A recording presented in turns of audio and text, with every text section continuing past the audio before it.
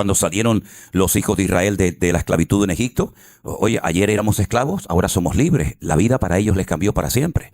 Cuando alguien descubrió América y vino a Europa y dijo, oye, que allí hay gente, que allí hay civilizaciones, que allí hay otra cultura, que allí hay otros pueblos, cambió el rumbo de la historia, ¿no? Y tantas cosas, ¿no? Entonces creo que el mundo está a punto de cambiar. De hecho, desde el año pasado, concretamente desde el día 7 de octubre, lo que es toda la zona de Oriente Medio y otros países limítrofes ha cambiado completamente, totalmente. Y el mundo está cambiando de una forma tremenda y a partir de unos pocos días, semanas o meses, el mundo va a volver otra vez a cambiar. Y la Bélgica que has conocido o la Europa a la cual viniste a ganar dinero, a empezar una vida nueva, no va a ser la misma que tú te encontraste cuando llegaste aquí. Nosotros acabamos de llegar de los Estados Unidos hace unos días atrás. Y los hermanos que están allí, de Guatemala, de Honduras, de México, de Perú, de todos los países cercanos, me dicen, los Estados Unidos no es lo que nosotros conocimos hace 10, 15, 20 años atrás cuando vinimos a trabajar aquí. Y es que ha cambiado todo de una forma tremenda. Todo ha cambiado, el estilo de vida, la economía, la situación política, incluso el ambiente espiritual, ¿vale? Quiero decirles que Europa fue un continente que mandó centenares, tal vez miles de misioneros por todas partes del mundo. Hay obras que se abrieron en muchas partes del mundo, gente que salió de Europa, por ejemplo, de Inglaterra, de Alemania, de Suiza, de otras naciones que hace mucho tiempo atrás eran lugares donde el cristianismo era muy fuerte.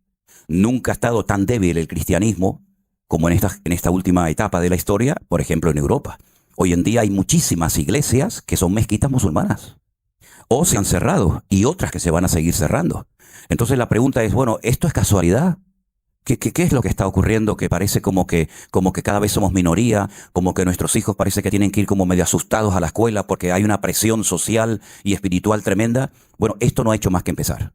Y la Biblia nos dice lo que tenemos que hacer y lo que no tenemos que hacer para poder vivir una vida cristiana victoriosa en estos tiempos finales, ¿eh? Así que ayer les dije que leyeran, si no lo vamos a leer ahora, el capítulo 12 del libro de Apocalipsis, pero antes de entrar de lleno en el estudio, quiero dar la bienvenida a mi hermano Domingo y a su esposa Diana. Damos un aplauso a los hermanos. Dios te bendiga. Bendiciones. Ayer le dimos la bienvenida a un matrimonio que venía de París, que están aquí con nosotros también esta mañana. Hoy nos toca dar la bienvenida a nuestros hermanos de Holanda, aunque Domingo de holandés, como ustedes pueden comprobar, no tiene nada. No tiene nada de holandés. Este es canarión total. De Canarias. Y la verdad es que yo estoy muy agradecido, y lo he dicho ya, se lo he comentado a él también en privado, muy agradecido porque la finca esta que el Señor nos ha permitido adquirir en Alicante, esto necesitamos hacer unos baños porque los que había eran muy pequeñitos y Domingo se ha pegado allí un mes, ¿no? Como en la mili, ¿no? Las días, los minutos, las horas y los segundos, ¿no? 50 días, pero tienen que ir a ver los baños. Claro, yo no dejo entrar a nadie porque están tan bonitos que me da pena que me los ensucien. Yo les digo, mira qué bonitos los baños de Domingo. Venga, ahora vayan al campo, ¿no? Pero un trabajo espectacular, trabajo tremendo que si este hermano no hubiera ido, pues nosotros no hubiéramos sido capaces nunca, ¿no? De hacer eso. Yo lo hubiera dado, como decimos en Canarias, no sé si es una palabra que se emplea aquí, una cupidera esta, ¿no? Una vacinilla, le digo, toma, ¿quieres ir al baño? Toma, ahí tienes, ya está. Con eso te apaña, ¿eh? Oye, papel, pues mira, en los árboles coges hierbitas o piedras, ¿no? Pero bueno, la verdad que estamos muy agradecidos porque fue un hermano que se pegó, ya digo, 50 días allí trabajando fuerte. Y gracias al Señor, con los voluntarios que están yendo, estamos dejando aquello en condiciones y probablemente esa finca sirva para más cosas de lo que uno pensaba en un principio, que iba a ser utilizada, ¿no? ¿Hay alguien que haya venido también de un sitio lejano que está esta mañana aquí, que a lo mejor no vino? ¿Ustedes, hermanos, de dónde vinieron? Oh, también vinieron de Holanda. Ah, mira, ustedes también, los 4.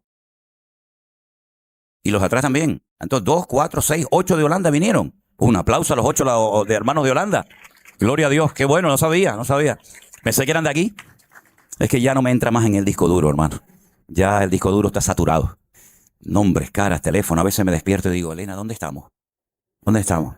¿Esto es un hotel? No, la verdad les digo, ¿no? Que no me pase lo que le pasó una vez a un pastor, que viajaba tanto, que bueno, hoy un día aquí, hoy un día allá, un hotel, una casa, y entonces el hombre a medianoche le entró unas ganas tremendas de ir al baño, le sentó muy mal la comida, y claro, como no sabía ni dónde estaba, abrió la puerta y salió para afuera, para el pasillo del hotel, y trancó la puerta, y el hombre se quedó allí en paños menores en el hotel, con unas ganas tremendas de ir al baño. Decía, Dios mío, ¿y ahora cómo entro? No tengo la llave, pero tengo unas ganas tremendas de ir al baño. Estoy muy mal del estómago, me ha sentado fuerte la comida, el picante. Dios mío, ¿qué hago? Entonces vio allí esos ceniceros grandes que hay, que son para tirar las colillas. ¿Saben? Los que fuman, ¿saben? ¿No? Las colillas y tal. Y entonces el hombre miró para todos los lados y dijo, Dios mío, yo no aguanto más, Señor. Y el hombre estaba pasándolo mal y el hombre se sentó allí y el hombre pues dejó allí el paquete, ¿no? Dejó allí el regalo. Y entonces dice, ¿y ahora cómo entro en la habitación si no tengo la llave? 3 de la mañana, Dios mío, ¿qué hago? Entonces, creo que en el ascensor hay un botón que a lo mejor me vienen a buscar. Entonces el hombre llama al ascensor, se abre la puerta, toca el botón y le dicen, sí, dígame, aquí en la recepción, mire que soy el señor fulanito de tal. Y es que dice, no, señor, no hace falta que usted nos cuente nada. Lo hemos visto todo por las cámaras del hotel. En fin, gracias a Dios a mí nunca me ha pasado eso. Peor fue el pastor que fue a predicar a una iglesia y le pusieron estos micrófonos inalámbricos, ¿sabes? ¿No? Que te ponen la cosita aquí atrás y el hombre se fue al baño, también estaba fatal y le dejaron el micrófono abierto y el hombre en el baño. En fin, tantas anécdotas que podríamos contar. Yo había dejado mi Biblia que... A veces la gente me dice, ¿me podría pasar sus apuntes? ¿Me podría dar algún material? Y yo, si quiere, le doy la cabeza, porque yo no uso papeles, no he predicado nunca con anotaciones, todo gracias al Señor lo tengo en la cabeza. Así que si alguien me pide apuntes o anotaciones, pues no te puedo dar nada, porque yo no utilizo papeles a la hora de enseñar ni de predicar, ¿no? Pero bueno, estén atentos. Vámonos al libro del Apocalipsis, por favor. ¿Quién lo escribió? ¿Quién fue? Vamos a ponernos un poquito al día. ¿Quién escribió este libro? Muy bien, Juan. Juan fue el último discípulo que quedaba con vida. Ya todos habían muerto, menos uno que se quitó la vida, se suicidó, que fue Judas Iscariote en Jerusalén. Ya todos habían muerto, él es el último superviviente, tiene aproximadamente, para redondear las cifras, unos 100 años de edad. Él está desterrado en la isla de Patmos y la pregunta es, ¿qué hacía un anciano de 100 años en esa isla pedregosa, allí tirado solo? Bueno, es que habían intentado matarlo a Juan en varias ocasiones, pero se ve que el Señor lo tenía protegido de una manera sobrenatural, ¿verdad? Porque en esta vida no venimos cuando quisimos, sino cuando el Señor lo decidió y nos vamos cuando el Señor lo decida, ¿no? Entonces los romanos dijeron, vamos a mandar a este viejo a la isla de Patmos que se muera allí de hambre, de sed, de frío. Y allí en la isla de Patmos, aparentemente solo, fue cuando el Señor se le presenta y le da unas visiones y unas revelaciones espectaculares y le dice, escribe todo lo que te estoy contando, escribe todo lo que estás viendo y se lo vas a mandar a 7 iglesias. Y la pregunta es, ¿y no había en la época de Juan más de 7 iglesias? Claro que había. Estaba la iglesia de Roma, estaba la iglesia de los colosenses, de los filipenses, de los tesalonicenses. Pero si ustedes ven, Juan le escribe a 7 iglesias, ¿verdad? Que estaban todas en lo que hoy en día sería Turquía, lo que se conoce en la Biblia como Asia Menor. Él vivía en Éfeso, de hecho Juan murió en Éfeso, y le dice, escríbele a Éfeso, a Esmirna, a Tiatira, Pérgamo, la Odisea, etc. Y esas 7 iglesias que reciben la información de Juan en el libro de Apocalipsis, son en cierto sentido 7 iglesias que representan la trayectoria y el desarrollo del cristianismo a lo largo de la historia. Ya digo, había mucho más iglesias que por supuesto las 7 que reciben el mensaje del Apocalipsis, pero si estudias, si analizas una por una, empezando por Éfeso, que es la primera, hasta la última, que es la iglesia de la Odisea, te vas a dar cuenta que el cristianismo, desde que nació hasta hoy en día, se va pareciendo mucho a las características tanto positivas como negativas de las distintas iglesias del Apocalipsis. Diríamos en cierto sentido que nosotros estamos en la última etapa del cristianismo. Nosotros no sabemos cuánto le queda a este planeta Tierra, pero lo que sí tenemos la seguridad es que los tiempos se están acortando y que cosas que otra generación de creyentes no vieron, nosotros ya hemos comenzado a verlas. Podríamos decir que nos parecemos mucho a la iglesia de la Odisea. La iglesia de la Odisea, ¿cuál era el problema? Bueno, la iglesia de la Odisea tenía un problema gravísimo. Yo diría el más grave de todos, y es que perdió la presencia del Señor y no se habían dado cuenta. Dice el Señor, aquí estoy a la puerta y llamo. Si alguno oye mi voz y abre la puerta, entraré a él, cenaré con él y él conmigo. Sin embargo, ellos decían, no tenemos necesidad de nada. Usted entra a cualquier iglesia hoy en día, esta no, porque, en fin, pero usted entra a cualquier iglesia hoy en día y usted se fija en los detalles y allá adentro hay centenares, tal vez hasta miles y millones de dólares. En instrumentos, en baterías, en cámara, en salones, en moquetas, en sillas, en piano. Y usted dice, madre mía, si se levantaran los cristianos del siglo I, que se reunían en cualquier parte, en una playa, en un campo, en una montaña, y ven cómo son los salones de culto nuestros hoy en día, se caerían de espaldas. Nosotros estuvimos el año pasado en una iglesia de 15,000 miembros en Houston, que vamos a decir que nos prestaron, que después no nos prestaron nada, después nos cobraron hasta el papel higiénico. Y lo digo en serio, hasta el papel higiénico nos cobraron. Y era una iglesia que cuando la gente llegaba al culto, iban unos cochecitos de estos blanquitos de golf a buscar a los miembros para llevarlos al culto. Fíjense cómo tendría que ser el estacionamiento aquel, un aparcamiento gigante. Había un templo gigantesco solamente para los jóvenes, que tú entrabas allí y allí dentro había millones. En cámaras, en instrumentos musicales, tenían una cafetería espectacular, campos de fútbol, canchas de no sé qué, una piscina. Esa era la de los jóvenes, pero luego estaba la de los niños. Y luego estaba la de los adultos. Y luego estaba la de los hispanos, porque claro, los hispanos no se podían juntar con los gringos, porque los gringos son los gringos. Los hispanos tenían su propia iglesia, que era una belleza, ¿no? Y allá adentro había millones. Eso es lo que le pasó a la iglesia de la Odisea. Una iglesia rica, materialmente hablando, pero espiritualmente en una decadencia total y absoluta. El Señor, cuando le habla a la iglesia, le dice palabras muy fuertes. Dice, yo a ustedes los voy a vomitar de mi boca. Y cuando una persona vomita, pues sabe que es porque te sientes mal con lo que estás comiendo. Ustedes son pobres, ciegos, desnudos, desventurados, miserables. Es decir, lo que le dice el Señor a la iglesia de la Odisea no tiene nada que ver con lo que ellos pensaban de sí mismos, ¿verdad? Entonces, a esas iglesias, el Señor le dice a Juan que les mande la carta o el libro del Apocalipsis, que la palabra Apocalipsis es una palabra griega que significa revelación. La palabra revelación viene de un acto que se hacía y se sigue haciendo hoy en día, que era cuando no existían libros, lógicamente. Los libros hasta la invención de la imprenta por Gutenberg no existía. Eran todo pergaminos, eran lienzos.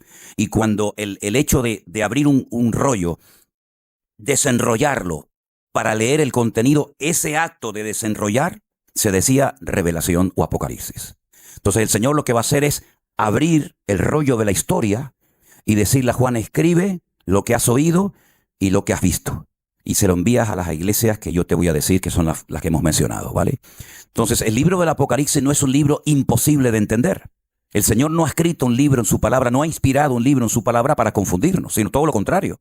Para darnos información, para saber cómo tenemos que vivir, cómo tenemos que actuar, qué tenemos que hacer con nuestro tiempo, con nuestra economía, con nuestro ministerio, con nuestra familia, etcétera, etcétera.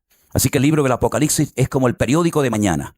Lo que nos cuenta el Apocalipsis es muy interesante, porque son cosas que en la mayoría de las veces no han sucedido todavía. Pero el capítulo 12, que es el que vamos a leer en esta mañana nosotros, es un capítulo tremendamente interesante. Parece un capítulo raro, porque cuenta cosas del pasado, pero también cuenta cosas del futuro.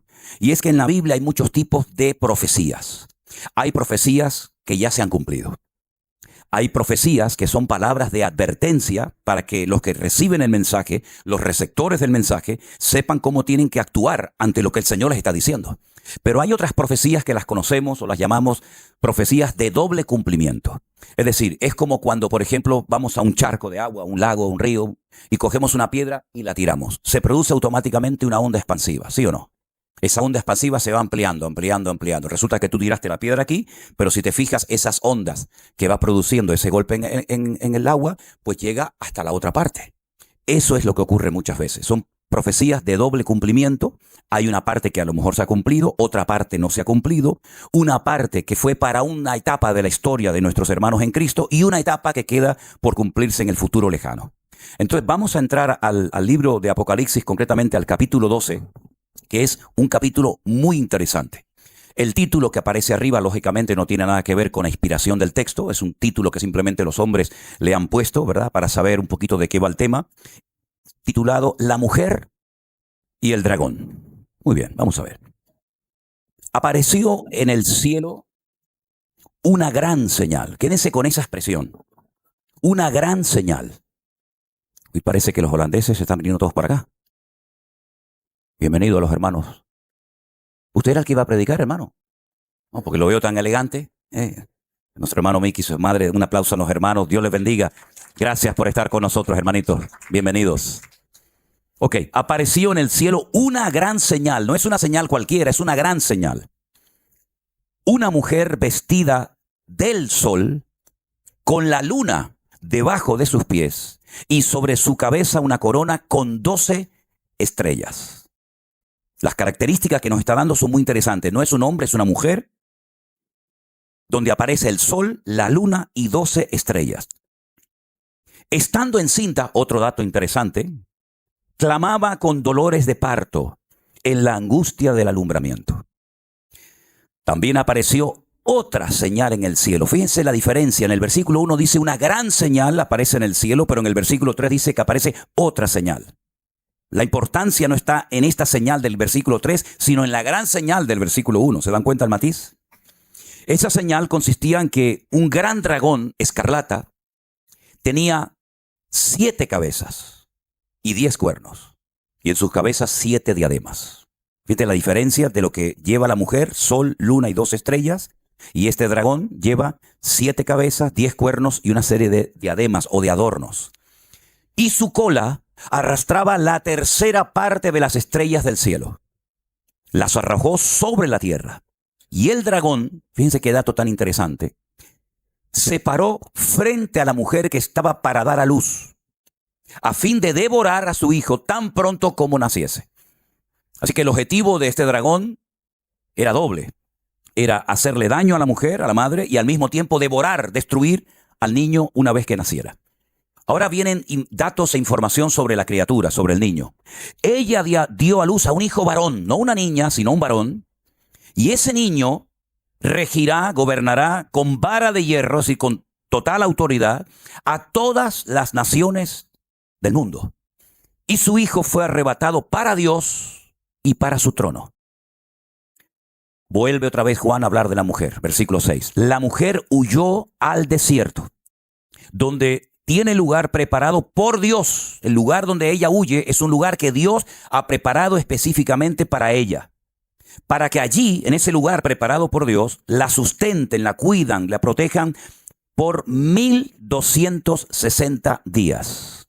1260 días son 3 años y medio, o 42 meses, como se dice también en otro libro. Después, ya pasamos ahora a otra etapa, hubo una gran batalla en el cielo. Miguel y sus ángeles luchaban contra el dragón. Y luchaban el dragón y sus ángeles. Pero no prevalecieron, ni se halló ya lugar para ellos en el cielo. Fue lanzado fuera el gran dragón. Ahora nos da más información sobre el dragón. Dice que el dragón es la serpiente antigua. Y esa serpiente antigua se llama Diablo y Satanás, el cual engaña al mundo entero. Fue arrojado a la tierra y sus ángeles fueron arrojados con él. Entonces oí una gran voz en el cielo que decía: ahora ha venido la salvación, el poder y el reino de nuestro Dios y la autoridad de su Cristo, de su Mesías, porque ha sido lanzado fuera el acusador de nuestros hermanos, el que los acusaba delante de nuestro Dios día y noche. Ellos le han vencido por medio de la sangre del Cordero y de la palabra del testimonio de ellos, y menospreciaron sus vidas hasta la muerte. Por lo cual, alegraos cielos y los que moráis en ellos, ay de los moradores de la tierra y del mar, porque el diablo ha descendido a vosotros con gran ira, sabiendo que tiene poco tiempo.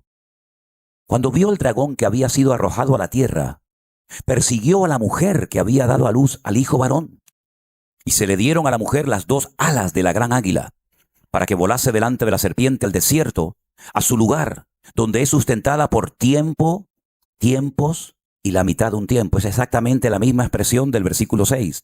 42 meses, 1262 días, 3 años y medio. Es lo mismo, pero con otra terminología. La serpiente arrojó de su boca tras la mujer agua como un río, para que fuese arrastrada por el río. Pero la tierra ayudó a la mujer, pues la tierra abrió su boca y tragó el río que el dragón había echado de su boca.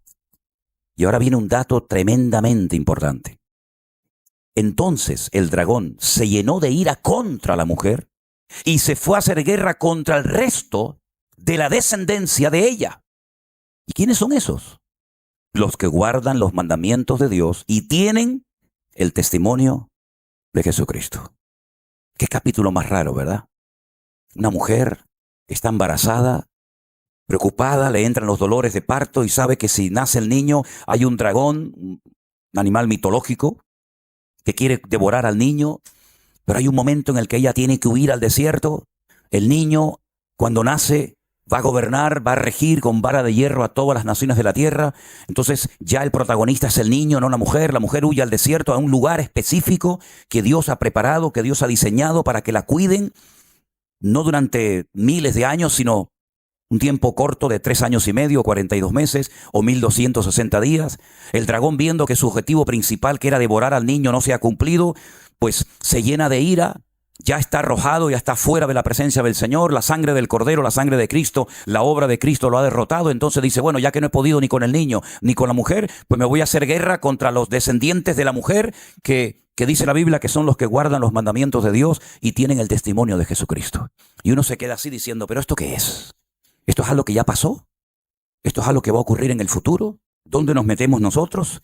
¿Quién es esta mujer? ¿Quién es este niño? ¿Quién es este dragón? Vamos a empezar por el principio. La Biblia dice que este capítulo es una gran señal. Por lo tanto, es como decir, atención, atentos, ojo, esto es muy importante. No es algo para pasar desapercibido. Esto es una gran señal. ¿De acuerdo? Entonces hay que abrir los ojos, abrir el corazón, abrir la mente y decirle al Señor, Señor, muéstrame y explícame qué significa esto. Ahora, dentro del círculo teológico de la Iglesia Católica, como siempre, los católicos meten a la Virgen en todas partes. Siempre la ven por todos lados. Entonces ellos interpretan que la mujer es la madre de Jesús, María. ¿Por qué no puede ser María? Porque dice la Biblia, hay un detalle muy significativo. Aquí sería una tremenda contradicción a los católicos, que cuando el niño no puede ser devorado, no puede ser destrozado por el dragón, que es Satanás, que es el diablo, se va a hacer guerra contra el resto de la descendencia de ella. Es decir, ya ella tenía otra descendencia. El objetivo era matar sobre todo a ese niño, especialmente a ese niño, pero habla de que ya tenía descendencia. Y María sabemos que no tenía ninguna descendencia. María fue virgen cuando concibió al Señor Jesucristo. Ya no era madre de un montón de hijos y aparte del Señor Jesucristo. Después probablemente, y la Biblia nos enseña que María tuvo más hijos, pero el primero, el que abrió la matriz. Por eso dice la Biblia que tuvieron que subir sus padres a Jerusalén, porque hay un versículo bíblico que dice que todo varón que abre la matriz de una mujer tiene que ser consagrado solamente al Señor.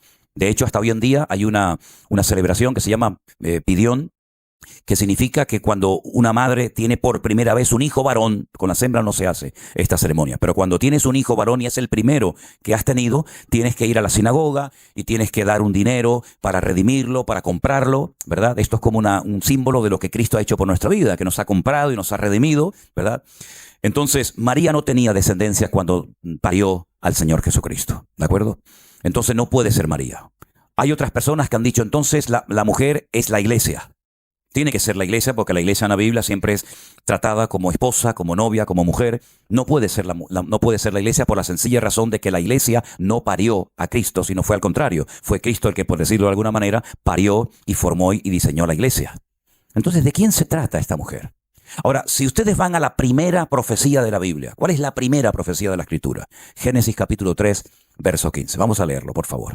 Esa es la primera vez que hay un dato profético de algo que va a ocurrir en el futuro.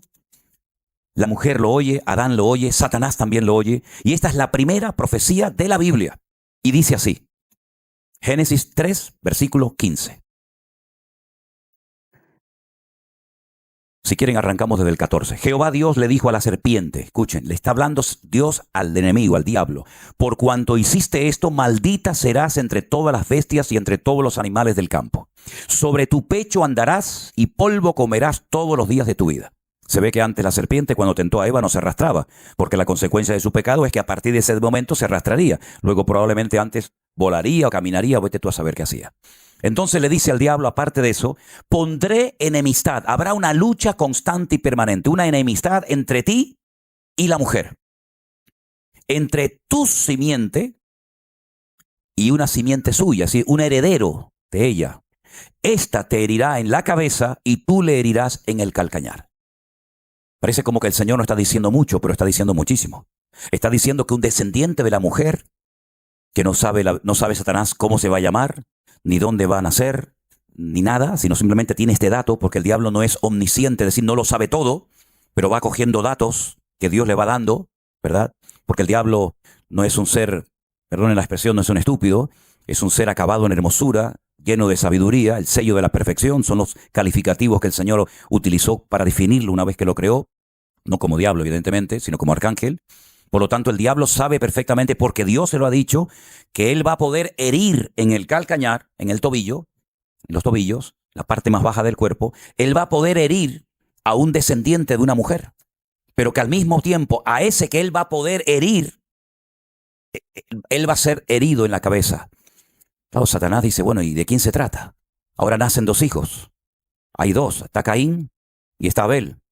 Si yo le pongo en el corazón a Caín, que es un desobediente, que es un rebelde, que hace las cosas a su manera, creyendo que de esa forma se puede agradar a Dios, si yo le pongo en el corazón a su hermano que mate al que Dios le ha bendecido, al que Dios le ha hablado, ya me quedo con un 50%. La Biblia dice que Caín engañó a su hermano, salgamos al campo y estando en el campo se levantó contra él y lo mató. Pero sin embargo, al poco tiempo se da cuenta de que Caín es maldecido por Dios. Maldito será el que persiga a Caín, el que mate a Caín, le pone una señal en la frente. Por lo tanto, Satanás sabe que Caín no puede ser el que le va a herir a él en la cabeza. Y si leemos todo el Antiguo Testamento, nos vamos a dar cuenta que es la continua persecución, el continuo ensañamiento por parte del diablo de tratar de impedir por todos los medios que ese niño nazca.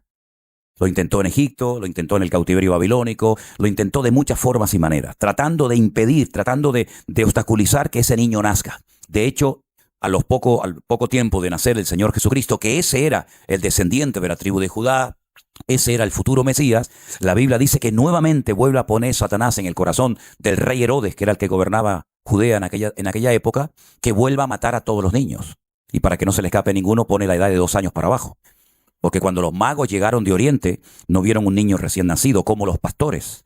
Cuando los magos llegaron de Oriente, no vieron, repito, a un niño recién nacido, sino vieron a un niño ya grandecito. Ya no estaba en un pesebre, ya no estaba en una sucá, ya estaba en una casa. ¿De acuerdo?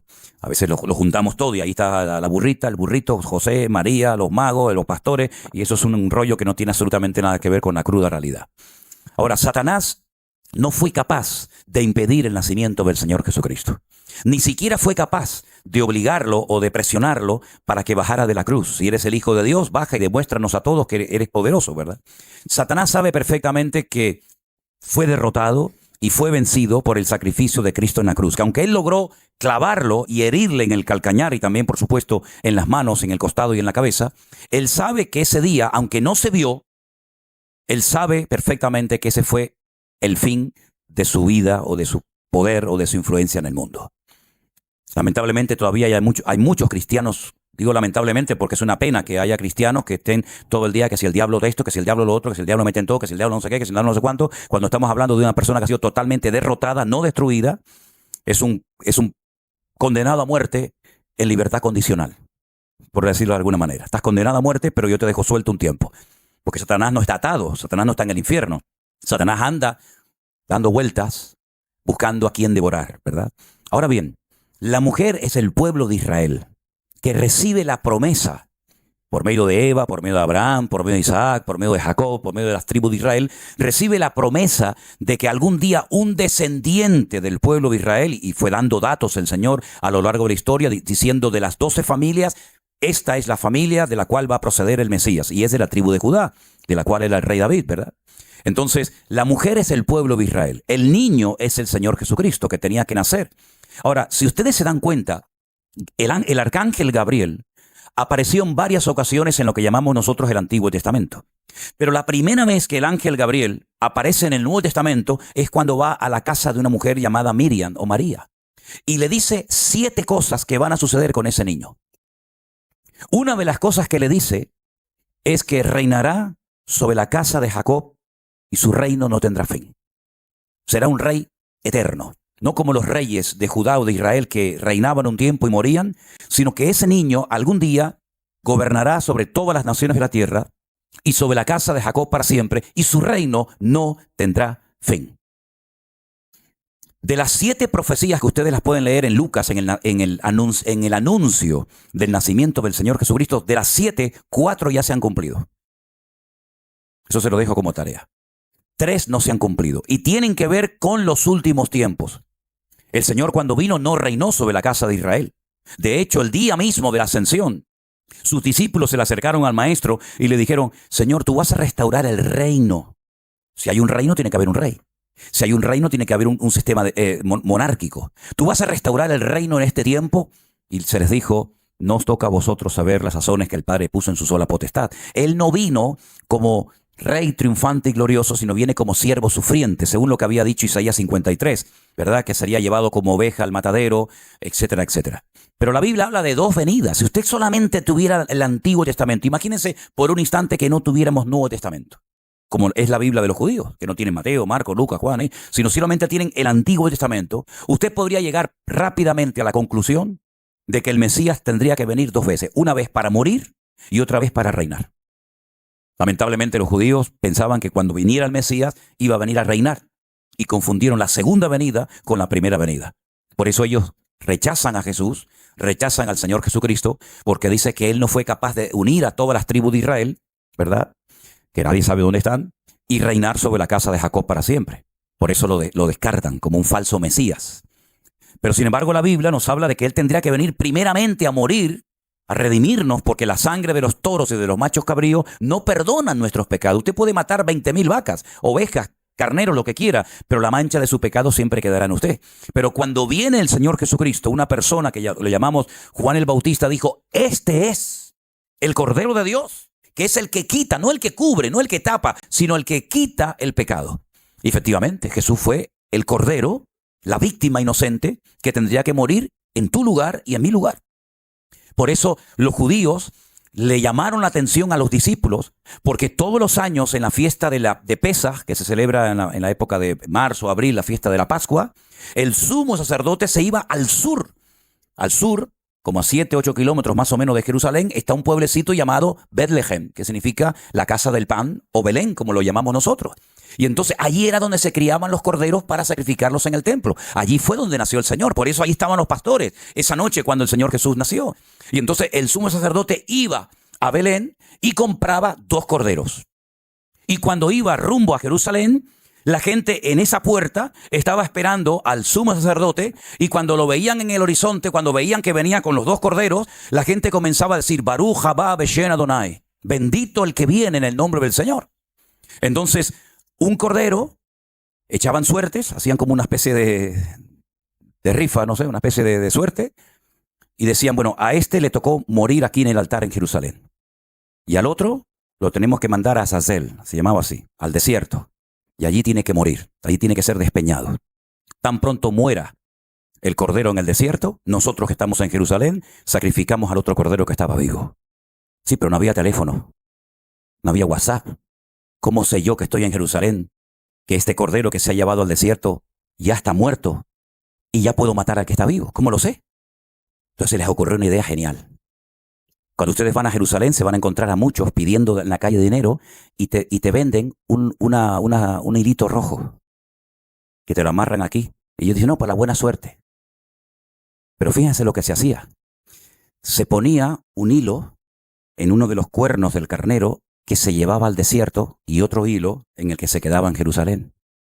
Milagrosamente, cuando el cordero que se llevaba al desierto para ser despeñado y muerto era el que se llevaba los pecados, ¿vale? Era como que le cargamos todos los pecados a este animal y lo llevamos al desierto para que se lleve nuestros pecados, y allí lo matan.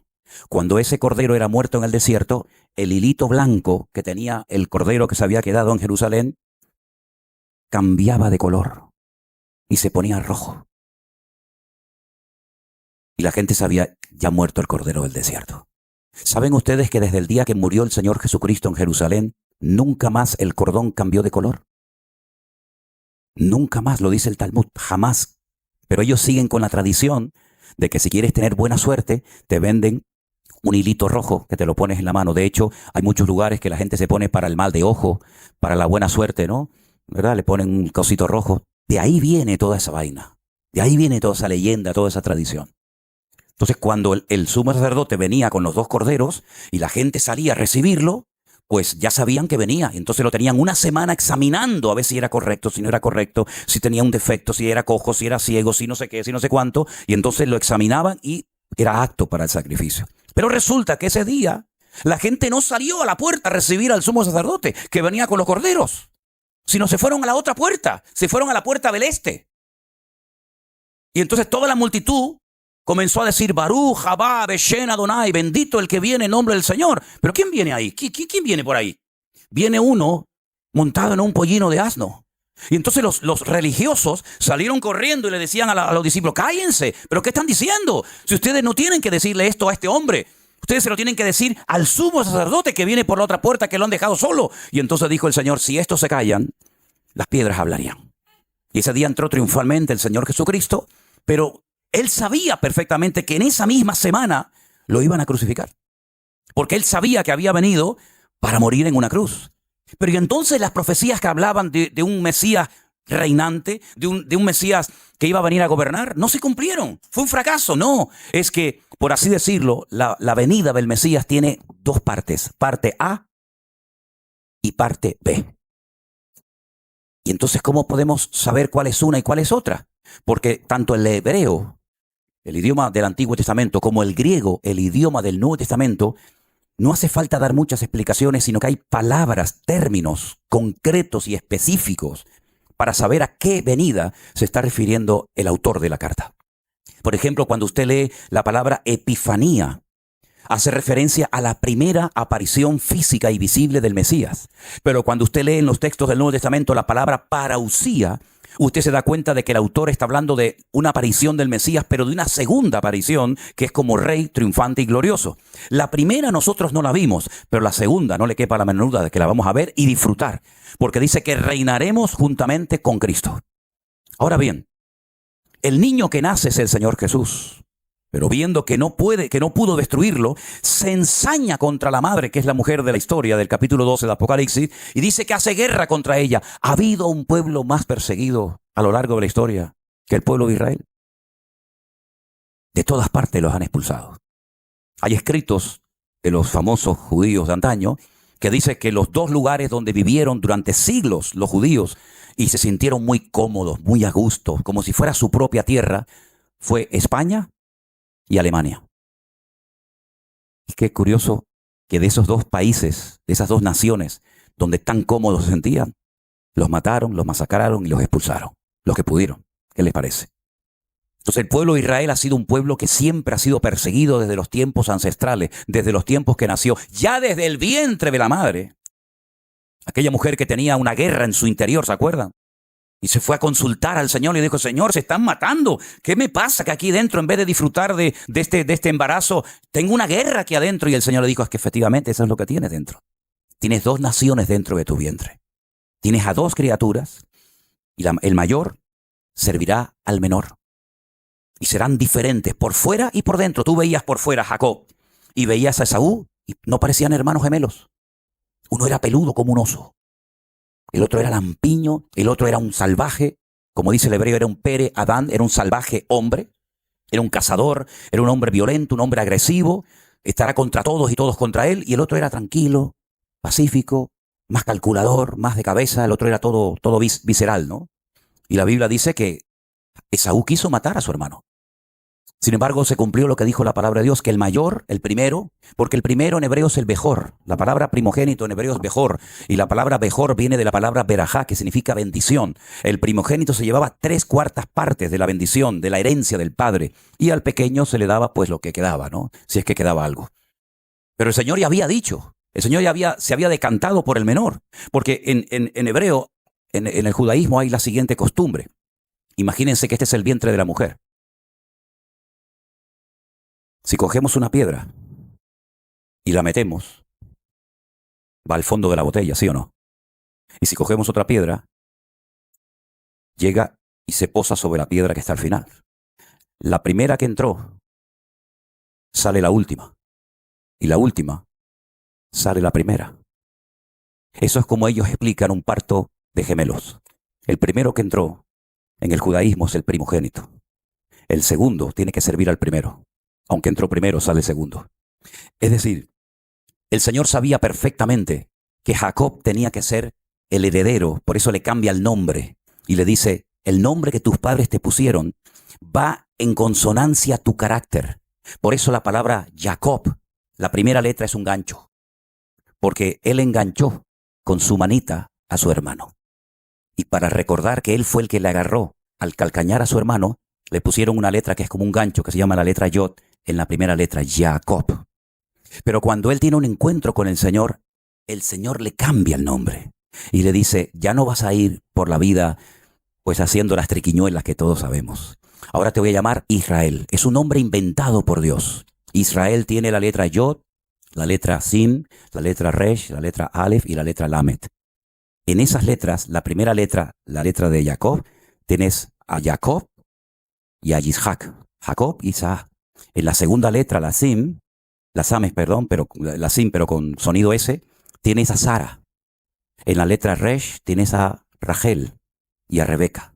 En la letra Aleph, que es la A, tienes a Abraham. Y en la letra Lamet tienes a Lea.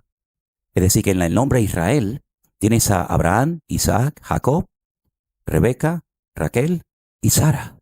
Todos están en el nombre Israel. Y las primeras tres letras, quitamos las dos últimas, que se queda Yashar, significa recto. Y las dos últimas significan Dios. A partir de ahora vas a caminar recto delante de Dios.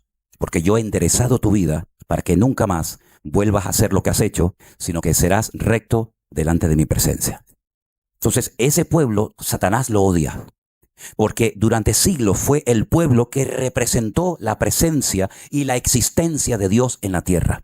Hoy en día, si vamos por muchas partes del mundo, hay mucha gente que se definen como cristianos, sean evangélicos, sean católicos, sean luteranos, y ya prácticamente todo el mundo sabe que hay una Biblia, que hubo un Señor Jesucristo, que hubieron unos apóstoles, etc. Pero en aquella época, los únicos en el mundo que sabían que había un único Dios que se quería revelar y tener comunión con el hombre, eran ellos, era el pueblo de Israel. Por eso las costumbres de ellos eran diferentes a las de los demás pueblos. Por eso ellos, por ejemplo, cuando llegaba el séptimo día, el día de la semana del reposo, ellos no trabajaban. Ni ellos, ni los animales, ni los esclavos, ni nadie que viviera entre ellos. Y claro, los miraban y decían, pero ¿cómo no trabajan ustedes? ¿Por qué se paran todos en el día del reposo? Dice, porque Dios creó todo lo que vemos en 6 días y el séptimo día reposó. Es decir, es como una enseñanza objetiva de que nosotros creemos en un Dios creador, diseñador del universo. Y eso para ellos era un impacto. Y llenaban sus casas de velitas, de mucha luz. De ahí que después el Señor nos diga, ustedes ahora son la luz del mundo. Y una luz no se puede meter debajo de la mesa, sino se pone encima para que alumbre a todos los hombres. Entonces Satanás sabía que el único pueblo que sabía que había profetas, que había un Dios, que había un cielo, que había un infierno, que vendría un Mesías, eran ellos. Por eso Satanás quiso siempre destruir a ese pueblo. Porque destruyendo a ese pueblo, destruye el testimonio de Dios en la tierra. Si ellos no hablan de Dios, ¿quién va a hablar de Dios si nadie le conoce? Si lo primero que hicieron, por ejemplo, para poner un ejemplo, los filisteos, cuando conquistan a Israel, es coger el arca de la alianza y llevarla ¿a dónde? A su templo. Porque ellos pensaban que cuando se iba a la guerra, también se enfrentaban en el mundo espiritual los dioses tanto de uno como de otro. Y lo que estamos viviendo hoy en día es mucho más que un conflicto entre palestinos y judíos. Es mucho más que eso. Es un conflicto espiritual. ¿Quién puede más? ¿Alá o el Dios de los hebreos? ¿Quién tiene más autoridad? Por ejemplo, el Corán, que es el libro sagrado para el mundo musulmán, o las escrituras de ustedes, los judíos. Es todo un conflicto espiritual que no se arregla con bombas, que no se arregla con tiros. Al contrario, cada vez va a ser peor. Y va a llegar un momento que no se va a poder controlar porque es más y más y más y más y más, ¿verdad? Es el ojo por ojo y diente por diente. El único que puede poner paz, verdadera paz, es el creador del universo, es Dios. El hombre no puede poner paz. Hoy firmas un tratado de paz y mañana lo quebrantamos. Hoy digo, bueno, no nos atacamos más, mentira, mañana nos atacamos otra vez. Y siempre el hombre está pensando en cómo atacar, cómo destruir, cómo hacer esto, cómo hacer aquello. Si alguien logra destruir a Israel, si alguien fuera capaz de destruir a esa gente, demostraría 2 cosas. Que el Dios de ellos es más débil que el mío. O que Dios es un mentiroso y no pudo cuidarlos como tú dijiste que los ibas a cuidar. Ahora, fíjense que no estamos hablando de un pueblo perfecto, ni mucho menos, cuidado, cuidado. Pero Dios dice, yo he empeñado mi palabra. Yo sé que hoy en día la palabra de un hombre pues vale poco, pero hace muchos años tú le dabas la mano a un hombre y no hace falta firmar ningún contrato. Yo te digo que te voy a vender mañana mi auto y te lo vendo. Y ya me pueden venir hoy 50 personas a ofrecerme millones. Yo he empeñado mi palabra y te he dicho a ti que mañana te vendo mi auto. Eso era durante mucho tiempo. La palabra de un hombre, como decían los católicos, iba a misa, ¿no? Tenía un peso. Lamentablemente hoy en día la palabra cada vez vale menos. Pero la palabra de Dios es poderosa, es fiel. Y Dios dio su palabra de que protegería a ese pueblo no por ser los mejores, sino por ser los peores. Es decir, Dios toma lo que nadie quiere. Generalmente cuando tú vas a un lugar, escoges los mejores productos. Dentro de tus posibilidades, ¿sí o no? Si tú tienes posibilidad de comprarte un buen carro, en buen estado, Sería una locura comprarte un carro que sabes que se te va a romper mañana, que está viejo, que no sirve para nada, que tiene las piezas desgastadas por el uso. Eso es lo que hace Dios, lo hace al revés de lo que nosotros haríamos. Coge lo que nadie quiere. ¿Dónde vivía esta gente antes de ser un pueblo? En Egipto. ¿Qué eran? Esclavos. ¿Quién quiere comprar esclavos? Los reyes se rodeaban de las mujeres más hermosas, de los jóvenes más sabios, más cultos. Y Dios resulta que se va a Egipto y compra y redime a un pueblo que están como esclavos, que no tienen futuro, no tienen patria, no tienen nada. Y Dios los redime y dice, no lo hago por vosotros, sino lo hago por mí. Yo los escogí y los protegeré y nadie te podrá hacer frente en todos los días de tu vida. ¿Cuántos pueblos y cuántos imperios, seamos sinceros, aunque no fuéramos cristianos, cuánta gente ha dicho, los vamos a destruir? Mira, Egipto, el faraón de Egipto intentó destruirlo. Y Egipto era una potencia militar como nunca jamás te podías haber imaginado. Egipto fue destruida. Y los judíos salieron. Y Egipto fue destruida.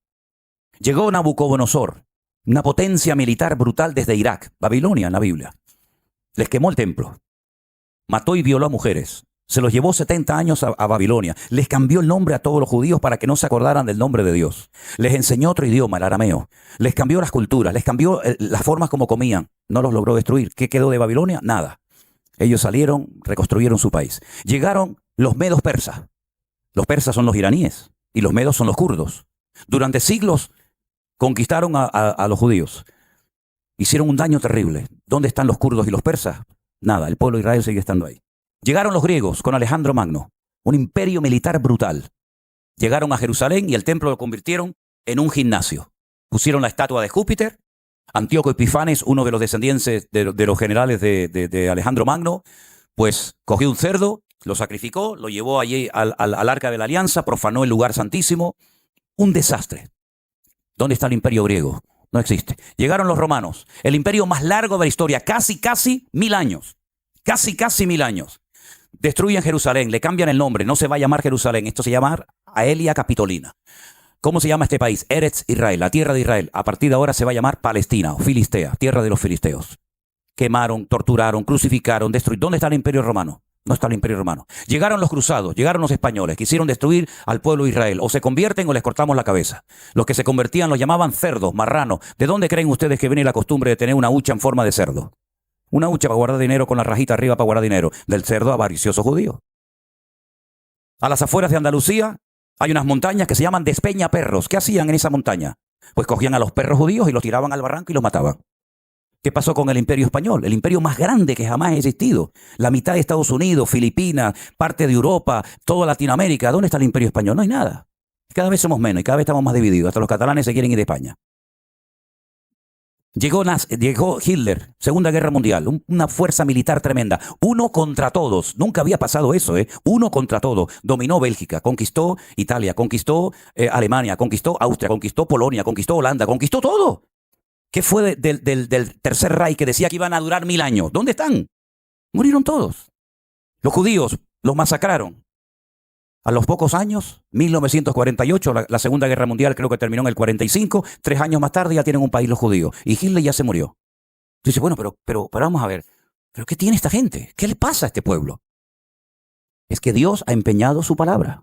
Ahora Israel está peleando contra 7 frentes diferentes. Díganme ustedes un país que pelee contra 7 frentes al mismo tiempo. Un país que es así.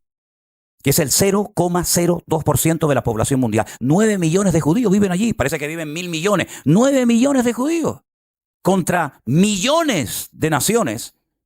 Y tú dices, ¿pero qué es lo que pasa? ¿Cómo es posible que hay imágenes, hay muchas imágenes, que lancen los cohetes para allá y se den la vuelta y vuelvan para el que lo lanzó? ¿Cómo es posible que ocurran tantas cosas? En la Guerra de los 6 días, 1967.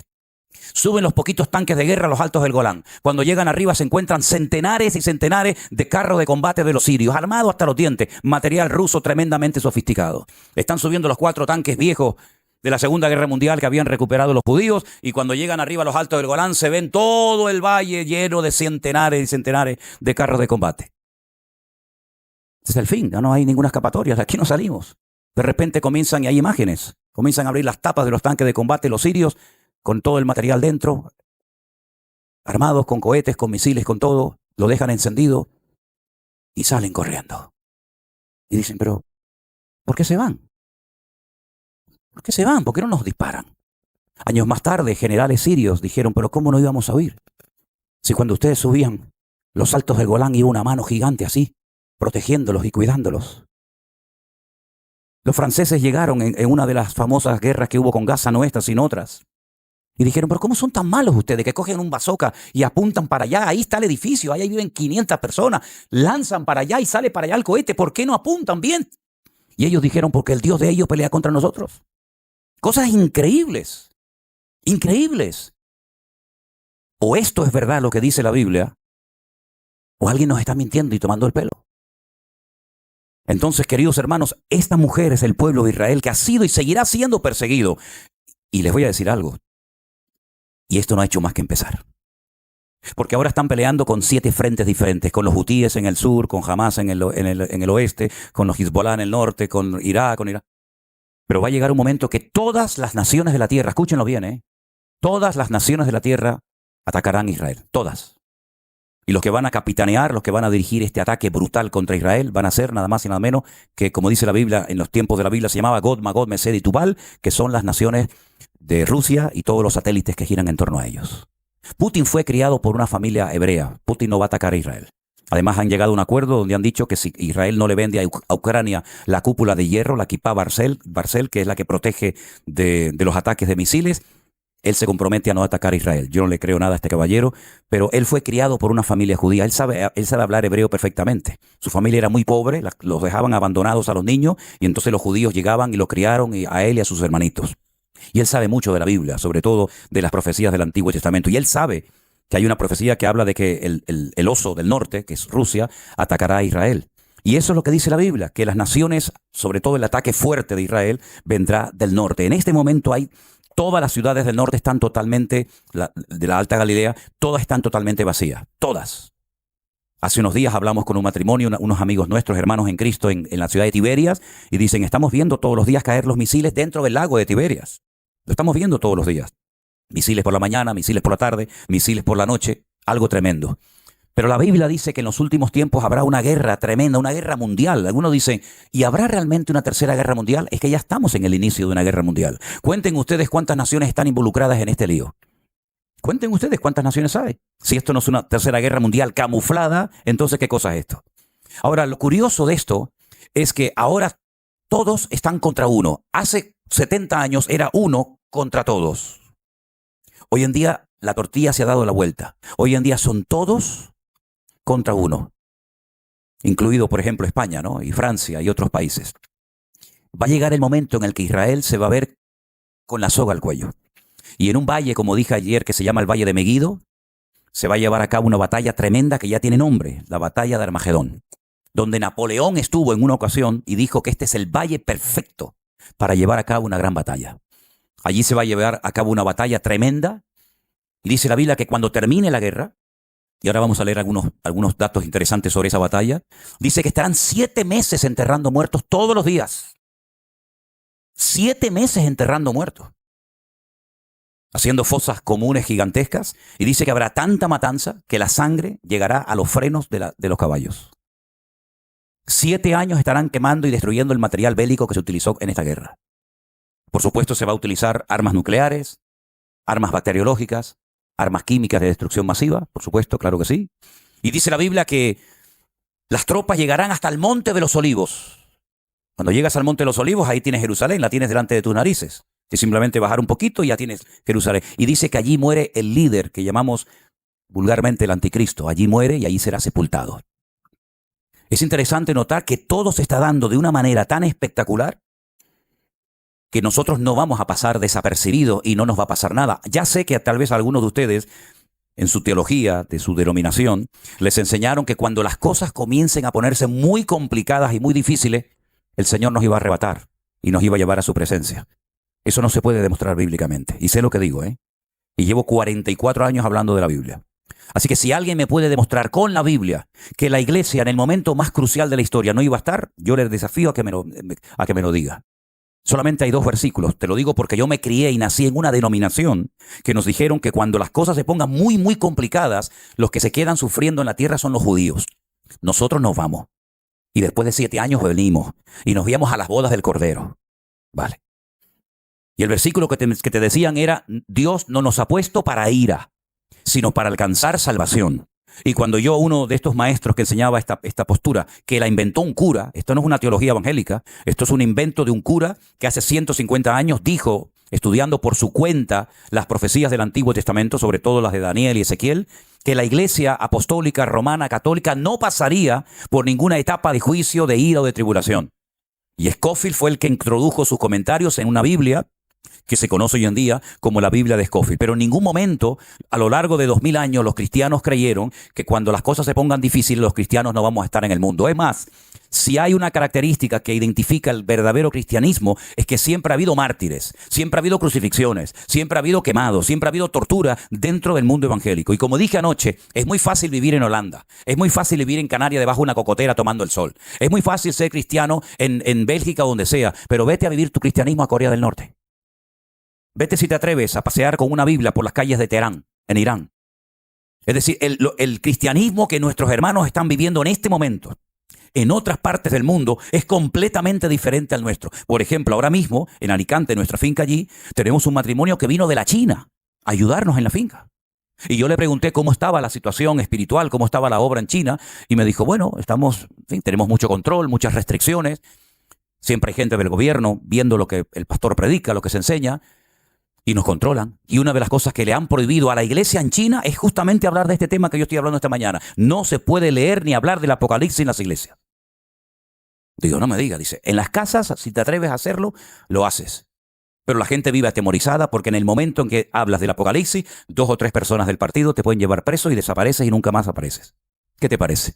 Cómo el enemigo se está encargando de crear una gran mentira, ¿verdad?, para que los cristianos sean ignorantes cuando nunca antes en la historia hemos tenido tanta necesidad de conocer las Sagradas Escrituras como hasta ahora. Ahora, el capítulo que hemos leído nos habla de una persecución a una mujer embarazada, que es Israel, de un ataque contra un niño que será y fue el Señor Jesucristo, pero no contento con eso, la Biblia dice que cuando ve que la mujer se le escapa y huye al desierto, a un lugar preparado por el Señor para que la cuiden durante 1260 días, o 3 años y medio, el diablo no dice, bueno, pues nada, perdí, ahora me quedo tranquilo. No. Dice en el versículo 17, y lo vuelvo a leer, entonces el dragón, que es el diablo, Satanás, se llenó de ira contra la mujer y se fue a hacer guerra contra el resto de la descendencia de ella. Y si alguien se pregunta en esta mañana, ¿y esta gente quiénes son? Te lo dice aquí, los que guardan los mandamientos o la palabra del Señor y los que tienen el testimonio de Jesucristo. ¿Somos o no somos nosotros testigos del Señor Jesucristo? Si alguien te para por las calles en esta mañana y te pregunta, ¿tú eres cristiano? ¿Tú sigues a Jesucristo? ¿Cuál es tu respuesta? Sí, pues entonces aquí estás tú. Este eres tú, los que guardamos el testimonio de Jesucristo, los que todavía nos atrevemos a hablar de estas cosas en público, los que todavía estamos de pie y decimos, sí, yo soy cristiano, ¿qué problema hay?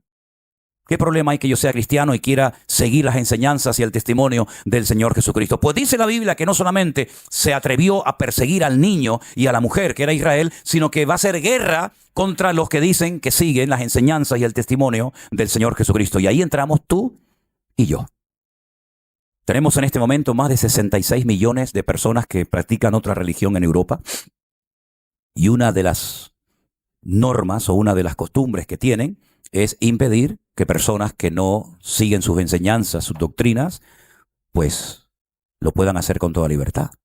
Un verdadero musulmán, no uno de estos de pacotilla, un verdadero musulmán tiene que hacer todo lo posible para que el Islam se extienda por todas las naciones de la tierra y que el cristianismo no siga extendiéndose. Así de claro. Porque el cristianismo hizo guerra contra el Islam, no nos olvidemos de eso. ¿Qué hicieron los cruzados durante siglos? Ir a lo que era en aquel momento Palestina, a recuperar la Tierra Santa y los lugares santos, como por ejemplo el Santo Sepulcro y otros, para que los cristianos pudieran ir de Occidente a Oriente, a los lugares más bíblicos de la tierra. En la mentalidad católica, los 3 lugares más sagrados del mundo son los siguientes. Primero, Jerusalén. Segundo, el Vaticano. Tercero, la Basílica de Santiago en Santiago de Compostela, en Galicia.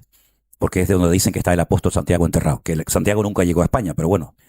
Pero lo curioso es que cuando usted entra a la ciudad antigua de Jerusalén, que está dividida en 4 barrios o cuartos, hay un barrio que es para los judíos solamente, otro que es para los musulmanes, otro que es para los cristianos armenios y otro que es para los Están los judíos, los musulmanes, los ortodoxos y los armenios. Es curioso porque hay muchos árabes que son cristianos.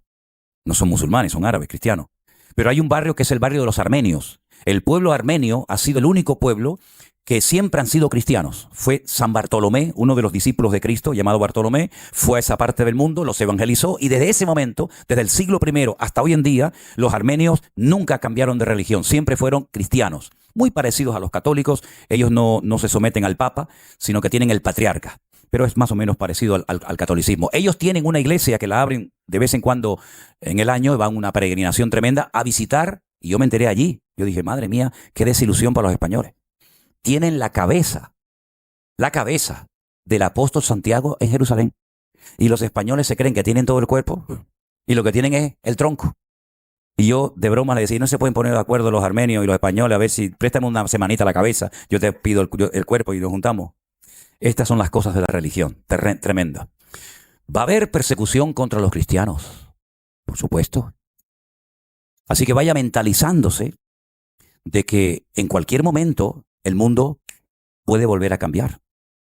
El mes de noviembre de este año va a ser un mes crucial por varios motivos. Primero, se espera que de un momento a otro Israel ataque a Irán. Si Israel ataca a Irán, esto va a ser un detonante brutal, porque no va a atacar con bombitas de agua. Va a ser un ataque bestial, aunque todos están tratando de frenarle. Hace años, para ponerles un ejemplo, Siria construyó una presa, un dique, para cortarle el suministro de agua del norte, que es donde nacen los ríos, a Jerusalén y que Israel se quedara sin agua. Israel atacó y destruyó ese muro de contención. Lo volvieron a construir por segunda vez. La aviación israelí lo volvió a destruir por segunda vez y le dijo, la tercera vez, si te atreves a levantarlo, te destruyo la ciudad de Damasco. Y ellos tienen miedo porque hay una profecía en la Biblia que algún día Damasco, capital de Siria, será destruida y será un montón de ruinas. De hecho, la semana pasada, Damasco, capital de Siria, recibió un ataque israelí brutal. Porque la Biblia dice que Damasco desaparecerá. No lo digo yo, lo dice la Biblia. Y ellos lo saben. De hecho, yo he hablado con muchos árabes. Tengo muchos amigos árabes en Israel y ellos saben perfectamente las profecías que dice la Biblia acerca de esa capital. A Irán le amenazó hace muchos años a Israel y le dijo, tenemos bombas que te podemos cambiar la orografía del país. Es decir, si Irán es un país montañoso, tenemos bombas que te dejamos el país plano. Las montañas desaparecerán. La Biblia dice que en los últimos tiempos tendrá algo que ver, porque dice la Biblia que en los últimos tiempos muchas montañas se convertirán en valles y muchas islas desaparecerán.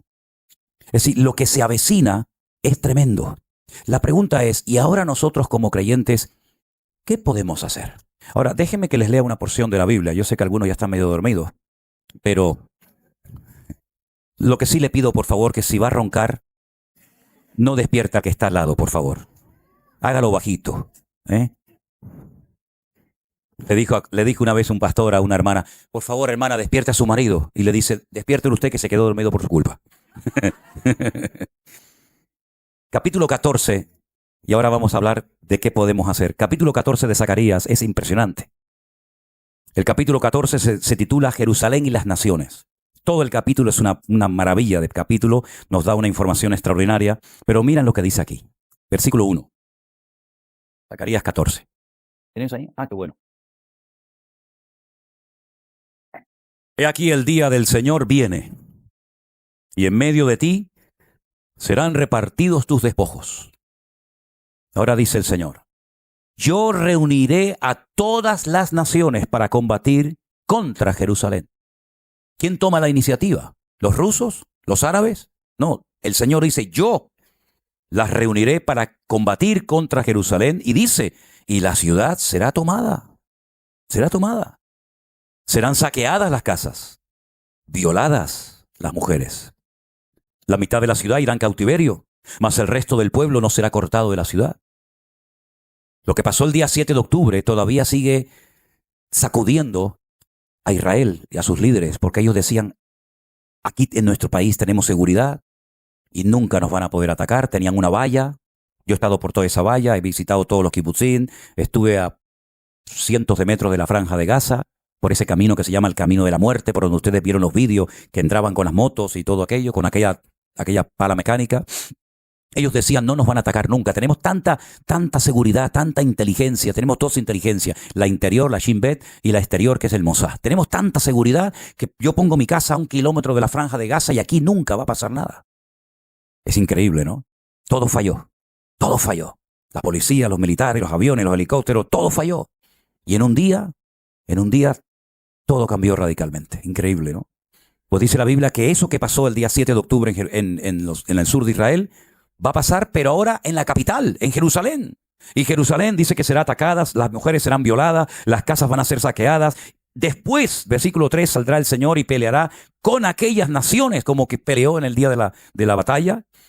Y entonces dice algo aquí tremendo. Esto nunca ha ocurrido. Esto es profético totalmente, 100% profético. Se afirmarán sus pies en aquel día sobre el monte de los olivos, que está enfrente de Jerusalén, al oriente, al este.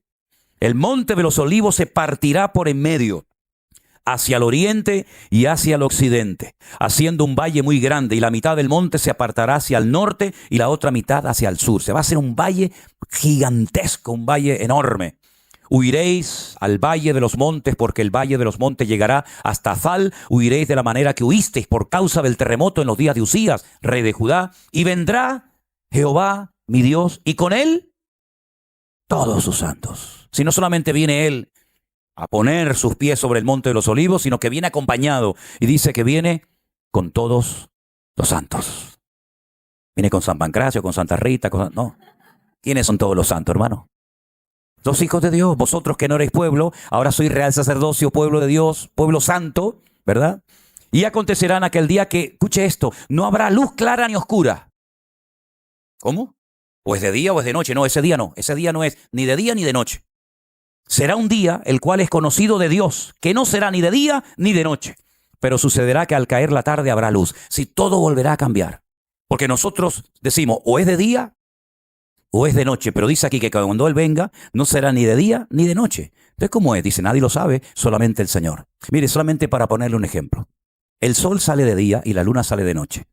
Pero la Biblia dice en Génesis capítulo 1 que lo primero que Dios hizo, lo primero, mejor dicho, que Dios creó fue la luz. Fue a la luz y fue la luz. Y el sol lo creó al cuarto día. Si el sol no fue creado hasta el cuarto día, ¿cómo el primer día dice sea la luz y fue la luz? ¿Qué luz había? ¿Te das cuenta cómo la dimensión espiritual es completamente diferente a la nuestra? Todo cambia, todo cambia. No es de día, pero no es de noche. Pero es que en el plano, en el nivel en el que yo vivo, yo todo lo veo en día, noche, segundos, milenios, lejos, cerca, arriba, abajo. Pero es que en el mundo espiritual, esas limitaciones de espacio y de tiempo no existen. ¿Cómo le pudo poner nombre a Adán a animales que vivían debajo del agua? Es decir, las capacidades del hombre eran tremendas, era lo más parecido a Dios, era lo más parecido al Señor. Por lo tanto, cuando dice aquí que no será de día ni de noche, no lo podemos entender porque nuestra vida ahora mismo está limitada por el espacio y por el tiempo, pero ese día todo cambiará. Acontecerá, versículo 8, que en aquel día saldrán de Jerusalén aguas vivas, la mitad de ellas hacia el mar oriental y la otra mitad hacia el mar occidental, en verano y en invierno. Es decir, que van a entrar aguas al mar Mediterráneo desde Jerusalén. Desde Jerusalén van a entrar aguas al Mediterráneo. Y desde Jerusalén entrarán aguas al Mar Muerto. Y por eso dice la Biblia que cuando esas aguas que están por abajo de Jerusalén, y ya saben dónde están, entren al Mar Muerto, dice Ezequiel que van a haber miles y miles de peces y dejará de ser un mar muerto y volverá a recobrar la vida, porque ha venido el autor de la vida a la tierra. Jehová será el rey sobre toda la tierra. Pero esto fue lo que le dijo Gabriel a María. Y reinará sobre la casa de Jacob para siempre. ¿Quién? Tu hijo, al que tú llamarás Jesús. Entonces, si dice que viene Jehová a reinar sobre todas las naciones de la tierra, quiere decir que Jehová es el Señor Jesucristo. Porque si el ángel Gabriel le dijo a María que tu hijo, que tú lo vas a parir, va a ser el rey sobre todas las naciones de la tierra y será el rey sobre la casa de Jacob. Y ahora dice Zacarías que Jehová viene como rey para reinar sobre toda la tierra. Quiere decir que ese Jehová es el Señor Jesucristo, ¿sí o no? Por eso cuando el Señor Jesucristo le dijo a sus discípulos, le dijo a los judíos, si ustedes verdaderamente fueran hijos de Abraham, ¿ustedes creerían en mí? Porque Abraham me vio a mí. Yo hablé con Abraham, él conoció mis días, él vio mi vida y se gozó. Y le dicen, que Abraham te vio a ti. ¿Pero cómo te va a ver Abraham a ti? Si tú no tienes ni 40 años. Y le dice, es que yo soy antes de Abraham. Y le dicen, tú eres del diablo. Y el Señor le dijo, no, vosotros sois de vuestro padre el diablo. Yo soy mucho antes de Abraham, yo soy antes de Adán y Eva, yo soy antes de todo lo que existía. Porque yo soy el Dios eterno, el Emmanuel, el Dios humanado, el Dios que se hizo carne y habitó entre nosotros y vimos su gloria, gloria como el unigénito del Padre. Entonces fíjate qué tremendo, porque más adelante, aunque todo el capítulo no tiene desperdicio, pero dice, versículo por ejemplo 12. Esta será la plaga con la que Jehová herirá a todos los pueblos que pelearon contra Jerusalén. La carne de ellos se corromperá estando ellos sobre sus pies. Se consumirán las cuencas en sus ojos, y la lengua se les va a deshacer en su boca. Qué muerte más terrible, ¿no?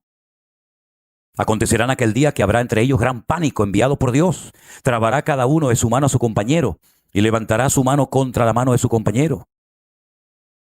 También dice que los mulos, los caballos, los camellos, versículo 15, también morirán de esta manera. Y los que sobrevivieren de las naciones, los que vinieron contra Jerusalén, tendrán que subir de año en año para adorar al Rey, a Jehová de los ejércitos, y celebrar la fiesta de los tabernáculos.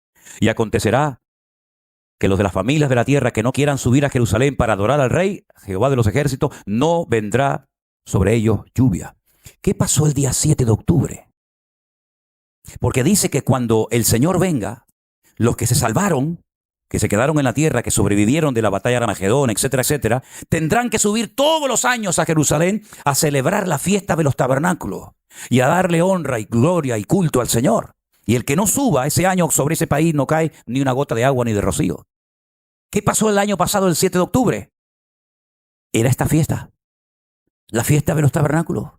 Era la fiesta de Sucot, era el último y gran día de la fiesta. Agarren esto que es muy importante. El día 7 de octubre del año pasado se estaba celebrando la Simchat Torah. El último día de la fiesta es cuando se dice, ya hemos hecho la lectura de toda la Torah durante un año. Empieza en ese día y al año siguiente ya hemos leído Génesis, Éxodo, Levítico, Número y Deuteronomio. Y se celebra la fiesta de la alegría de la Biblia, la Simchat Torah, la alegría de la ley, de la ley de Moisés. Entonces se cogen los rollos de la ley, se sacan por la ciudad, la gente los toca, los besa, lloran, se emocionan. Y es una fiesta de una alegría tremenda. ¿Y a dónde se fueron los que leen la Torah y los que son creyentes en el Antiguo Testamento? Se fueron a la plaza de Düsseldorf, en la ciudad de Tel Aviv. Y vinieron judíos de todas partes del mundo a celebrar la Simchat Torah, la fiesta más alegre del año. Y vino una señora de Alemania y quería ir a la plaza de Düsseldorf porque allí montan como una especie de plataforma los judíos y allí oran y allí le dan gracias al Señor por su palabra. Bueno, ellos siguen el Antiguo Testamento, pero bueno, hay que respetar, ¿no? Y allí estaban y de repente apareció una turba de judíos, muchos de ellos con la banderita de 7 colores. Interrumpieron el acto y dijeron, no, aquí no se viene a orar ni a leer la Biblia. Esta es una ciudad laica. Y aquí no le vamos a permitir a ustedes, los religiosos, que vengan aquí a orar a Dios de Abraham, de Isaac y de Jacob. Aquí no vamos a permitirle eso. Y esta señora que vino a Alemania dijo, nunca creí que en mi país, gente de mi país me atacara y me prohibiera leer la Biblia en público y orar. Eso fue una semana antes del ataque del 7 de octubre. Una semana después, esos que interrumpieron el acto de oración y de lectura bíblica en la plaza de Düsseldorf, en Tel Aviv, habían llenado toda la plaza con las fotografías y con las velas de todos los que habían matado en los kibbutz del sur. Qué paradojas tiene la vida, ¿no? ¿Te molesta que se lea la Biblia en público? ¿Te molesta que se ora? ¿Tienes que interrumpir un acto de tu gente, de tu pueblo, de tu cultura? Pues a la semana siguiente estaban recordando a los que habían fallecido en ese lugar. Qué tremendo, ¿no? Qué triste, ¿no? Qué triste. Cuando yo en diciembre del año pasado decidí irme. La guerra había empezado en octubre y yo decidí irme en diciembre a ver cómo estaba aquello y mi objetivo era irme al sur, pero lo más posible al sur para hablar con soldados, para hablar con gente que había perdido hijos, padres, sobrinos, nietos y me fui por todos los kibbutz. Contactamos con un soldado que estaba en Gaza peleando y vino y nos recogió a través de un pastor, hicimos el contacto y fuimos visitando kibbutz por kibbutz, fui entrando a las habitaciones, vi, bueno, cosas tremendas, me llevaron a una explanada donde había miles de coches, todos los que estaban en la famosa fiesta de Nova. Todavía estaban sacando los restos, llenando bolsas de plástico de dientes, de cabezas, de ojos, de troncos, de manos, de cantidad de cosas. Y allí estábamos nosotros viendo todo aquel panorama.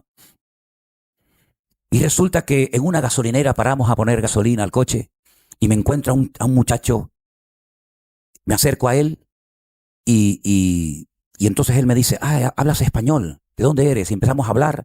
Él había ido a las Islas Canarias a hacer un reportaje del volcán que tuvimos no hace mucho tiempo en la isla de La Palma. Conocía muy bien aquello. Entonces empecé a hablarle, él era periodista, se iba al sur a hacer un reportaje y le dije, oye, te quiero hacer una pregunta, si no quieres no me la respondas. ¿Es verdad que todos o casi todos los habitantes de los kibutz, esas granjas comunitarias que fueron atacadas, son ateos? ¿Es verdad? Me dice, más del 85% de los que vivimos en los kibutz no queremos saber nada de religión, ni de Biblia, ni de Dios, ni de nada. Él me dio sus motivos. Se extrañó de que le hiciera ese tipo de preguntas. ¿Cuántas sinagogas quemaron en el sur? ¿Cuántos rollos de la Biblia quemaron en los kibutz del sur? Ni uno. Porque eran la mayoría ateos. ¿Saben a lo que se dedicaban los que vivían en esos kibutz? A ayudar a los palestinos, a los primos, como yo les llamo, llevándolos a hospitales, dándoles escuela. Uno de ellos hizo todo un sistema de regadío con unas tuberías tremendas para que pudieran tener agua potable. Las escarbaron, las sacaron y las convirtieron en cohetes, las convirtieron en misiles. 11.000 de ellos trabajaban en las comunidades agrícolas y ganaderas del sur. Ellos se llevaron toda la información, los planos, el nombre de las calles, cuánta gente había en cada casa, incluso si había algún animal, algún perro, algún gato, algún anciano, algún niño. Y se lo llevaron a los que luego después atacaron y sabían dónde tenían que ir. Aquí había una familia, aquí había un niño, aquí había un perro, aquí había aquí había el otro. Es decir, fue algo realmente terrible, pero esto es simplemente un botón de muestra de cómo el país más protegido de la tierra, con el sistema más sofisticado tecnológicamente hablando de seguridad, fue atacado y fue humillado en unas pocas horas. Y 3.000 de esas personas se metieron dentro de Israel. Y déjeme que le diga algo, y nos lo dijeron allí ellos. Ellos no sabían que iba a haber una fiesta nova en el desierto. El objetivo de ellos cuando venían cargados con un montón de comida. El objetivo era tomar las ciudades del sur. Tomar Beersheba, tomar Siderot y tomar otras ciudades. Y desde allí ir subiendo, controlando todo el país. Tomar barrios enteros, edificios enteros, amenazarlos que si nos atacan ponemos explosivos y tiramos todo el barrio abajo. Ese era el objetivo con el que ellos venían. Pero cuando ellos llegaron y vieron aquella fiesta donde había miles de jóvenes, muchos de ellos sí bailando, pero drogados, borrachos, con una estatua gigante de Buda en medio del desierto. Ya me contarán ustedes a mí qué hace un Buda gigante en el desierto en una fiesta de judíos. Cuando ellos llegaron dijeron, uy, esto es un regalo. Y en cierto sentido fue lo que los paró de poder entrar a las grandes ciudades. Se dedicaron al tiro al blanco.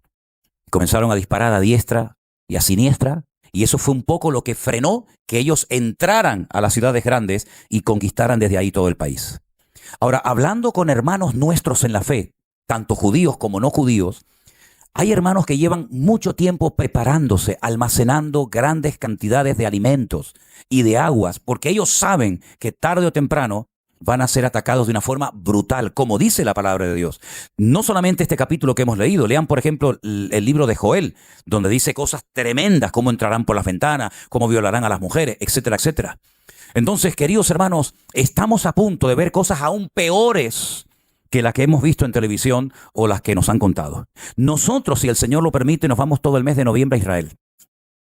El mes más difícil, el mes más duro. Las próximas elecciones en los Estados Unidos van a cambiar el panorama político del mundo. Gane quien gane. El otro día estaba predicando en una iglesia, en un auditorio en Orlando, y yo dije que gane quien gane, va a pasar cualquier cosa. Y bueno, hay unas personas que se enojaron, pensaba que yo apoyaba a uno y estaba en contra del otro. Yo ni apoyo a uno ni estoy en contra de nadie, yo solamente predico la palabra de Dios y digo que sea como sea, Estados Unidos llegará el momento en el que no va a suministrarle nada más por la presión tan grande que tienen a Israel. Y la mayoría de las armas que Israel tiene no son de fabricación casera, sino son armas que le compran a los Estados Unidos. Ya, por ejemplo, ayer el presidente de España, que es un inútil, terrible, es un demonio, y lo he dicho así abiertamente, me da igual, es un demonio terrible, es un instrumento del diablo en estos tiempos finales, ya dijo que a Israel no hay que darle armas. Si no me das armas, pues lo que estás diciendo es que me maten. No le vendan armas. ¿Qué significa? Pues que lo destruyan. Ya Macron lo dijo la semana pasada, que no hay que venderle ni una sola arma más a Israel. Llegará un momento en el que Israel, según la Biblia, se va a encontrar solo, totalmente solo. y solamente va a tener una vía de escape, y es mirar hacia arriba. Y cuando estén a punto de ser aniquilados, fíjense al extremo que vamos a llegar, porque van a ser atacados por el norte, por el sur, por tierra, por mar, por aire, por dentro, por fuera y por todas partes, tendrán que clamar al Señor, como dice el Salmo 118, ¿no? ¿Cuál es el centro de la Biblia? Si partiéramos la mitad de la Biblia y dijéramos, ¿cuál es el centro? El versículo que dice, mejor es confiar en Dios que confiar en los hombres. Ese es el centro de la Biblia. Desde la angustia, invoqué al Señor o al Eterno y el Eterno me respondió.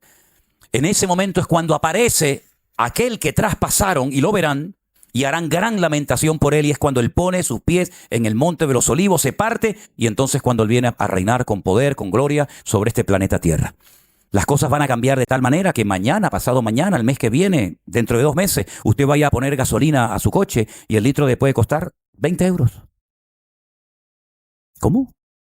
La Biblia dice que un hombre tendrá que trabajar todo el día para comprar una barra de pan. Claro, puede ser que haya personas que digan, pero es que a mí no me gusta lo que este hombre predica. Bueno, con todo mi respeto, yo le digo que a mí me da exactamente igual lo que usted opine de mí. Pero yo le digo lo que dice la Biblia. Que un hombre tendrá que trabajar todo el día para comprar una barra de pan. Como les dije ayer, los que tienen los ahorros en dólares, vayan espabilando, porque el dólar se va a hundir en la miseria. Yo voy a comprar unos dolaritos. Sí, compren los dolaritos. Es decir, todo va a cambiar de tal manera que a lo mejor usted va a llegar un día a un supermercado, como ha pasado en Cuba, como ha pasado en Venezuela, como ha pasado... Yo me crié en Venezuela, mi infancia la pasé en Venezuela. Nosotros vivíamos, no digo como ricos, pero casi, un país de abundancia, había trabajo, era Estados Unidos en español. Nadie se quería ir a otro país. Venezuela era un paraíso. Miren cómo está Venezuela hoy en día. Es un país destruido, un país sin futuro, un país con tantos recursos que tiene. ¿Qué recursos tenemos en Europa? No tenemos petróleo, no tenemos gas, no tenemos oro, no tenemos diamantes, no tenemos nada. Más que tontería en la cabeza.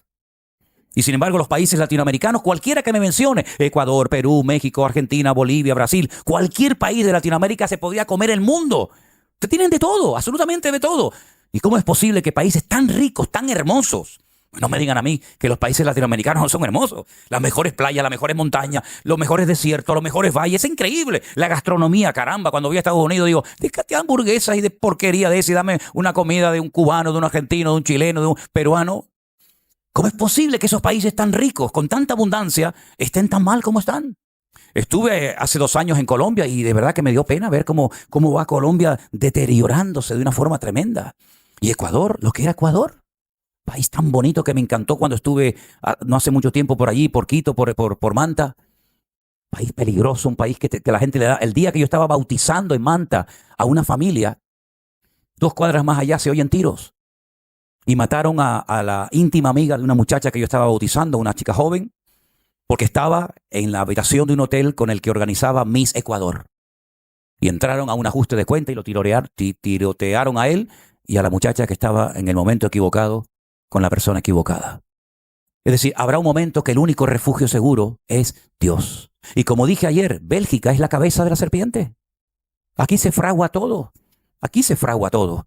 Cuando a mí me llevaron un día al Parlamento Europeo, yo me miraba en mi mente, digo, aquí algún día vendrá el anticristo.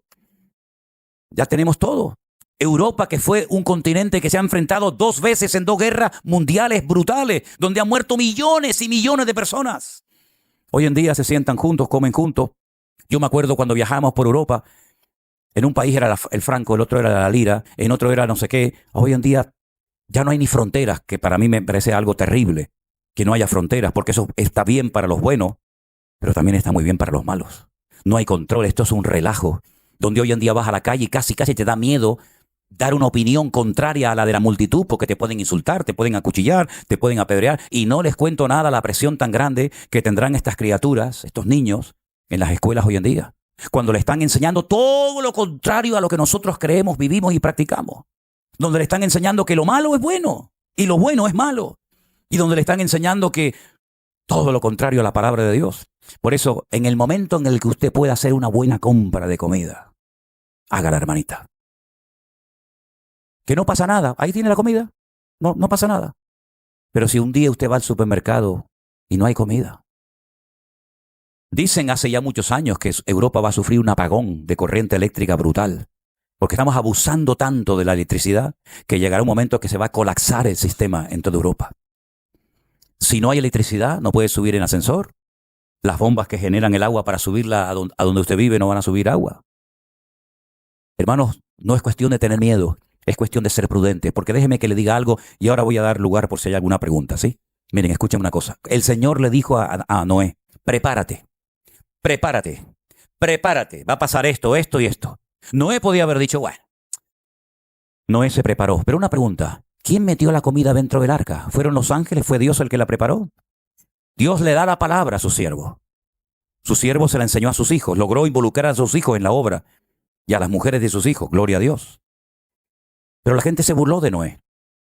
Pero cuando llegó el diluvio, Noé no pasó hambre, Noé no pasó frío, Noé no pasó sed, porque él estaba perfectamente preparado.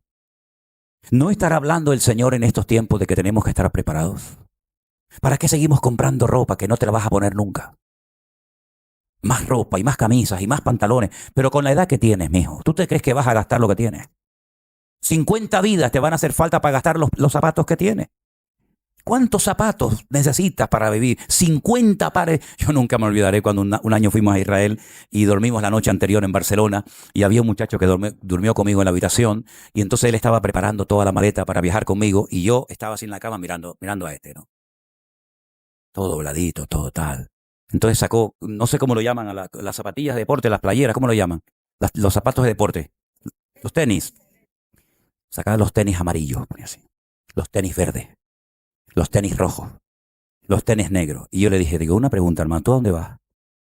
No, voy a Israel contigo. Digo, ¿y para qué te llevas 6 pares de tenis? No, porque los rojos me quedan bien con este pantalón. Y los verdes me quedan bien. Digo, mira, hazme el favor, tira todo eso, te pones lo que lleva y uno más dentro.